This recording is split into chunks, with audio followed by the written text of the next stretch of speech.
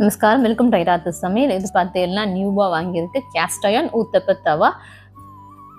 இது ஒரு நான் மேனுஃபேக்சர் கிட்டேயும் டேரெக்டாக வாங்க ஒரு 800 பட்ஜெட்டில் வாங்க. உங்களுக்கு ஷாப் டீட்டெயில்ஸ் தெரியும், எனக்கு டிஎம் பண்ணுவோம். கேஸ் இண்டக்ஷன் ரெண்டுலேயும் சமைக்கலாம்.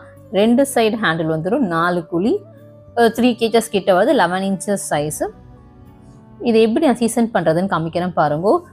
இது மாதிரி இருக்கிறத ஃபஸ்ட்டு கொஞ்சம் எண்ணெயெல்லாம் தடவி அந்த துரு பிடிக்காமத்துக்காக வச்சுருப்பாங்க. இதை நம்ம நல்லா வாஷ் பண்ணி எடுத்துக்கிட்டு இது 4த்துலேயும் நல்லா தொடச்சிட்டு 4 குழிலையும் எண்ணெய் தடவிடுங்க. எண்ணெய் தடவி கொஞ்சம் ஹீட் ஆகட்டும். ஹீட் ஆன உடனே ஆனியனை போட்டு நல்லா ரோஸ்ட் பண்ணி எடுத்துக்க போகிறோம். அந்த ரோஸ்ட் ஆகிற ஆனியனை நம்ம யூஸ் பண்ண வேணாம். அதுக்கப்புறமா இது கொஞ்சம் நல்ல ஒரு ஹீட் ஆகிடும். நம்ம இதை ரோஸ்ட் பண்ணவே கொஞ்சம் நல்லா அந்த ஹீட்னஸ் வந்துடும். ஏன்னா புதுசாக இருக்கு இல்லையா, நம்மளுக்கு வாக்க வரத்துக்காக இது மாதிரி பண்ணுறோம். ஸோ ஹீட் ஆனாட்டு திருப்பி அதை ரிமூவ் பண்ணிவிட்டு இதில் நம்ம மாத்தில் இருக்கிற இட்லி மாவு இருக்குல்ல, இட்லி தோசை பேட்டர் மாவு ஃப்ளவர் இருக்குல்ல, அந்த மாவில் கேரட், வெங்காயம், கொத்தமல்லி இதெல்லாம் தூவி இந்த மாதிரி ஊத்தப்போ பண்ணி எடுத்துக்கிறோம்.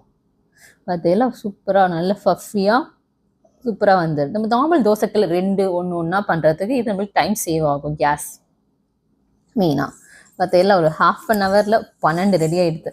சூப்பராக வந்திருக்கு. நிறைய ஃப்ளேவர்ஸ் பண்ணிக்கலாம். பன்னீர், ஆனியன், கேரட், என்னென்ன காய் வேணுமோ நீங்கள் போட்டுக்கலாம். உங்கள் இஷ்டம்தான்.